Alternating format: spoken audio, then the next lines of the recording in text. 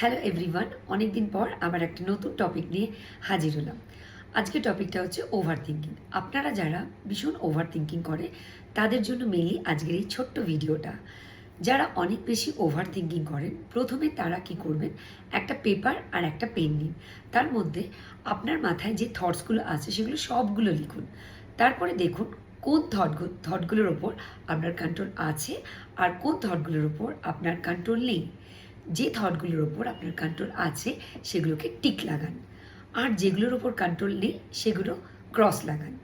এরপরে নেক্সট পেজে যে থটগুলোর ওপর আপনার কন্ট্রোল আছে সেগুলো একটা একটা করে লিখুন, আর যেগুলোর ওপর আপনার কন্ট্রোল নেই সেই পেজটাকে আপনি জ্বালিয়ে দিতে পারেন বা ওটাকে ছিঁড়ে দিতে পারেন। এবার যেগুলোর ওপর কন্ট্রোল আছে তার মধ্যে থেকে যে কোনো একটা থট চুজ করুন, একটা ছোট্ট অ্যাকশান নিন। যেমন একটা এক্সাম্পল দিচ্ছি, নেক্সট ডে আপনার কোনো প্রেজেন্টেশন আছে বা কোনো একটা এক্সাম আছে, তখন কি করবেন, আপনি ওই প্রেজেন্টেশন বা আপনার যদি কোনো এক্সাম থাকে সেই টপিকগুলোকে একটু রিভাইজ করে নিন।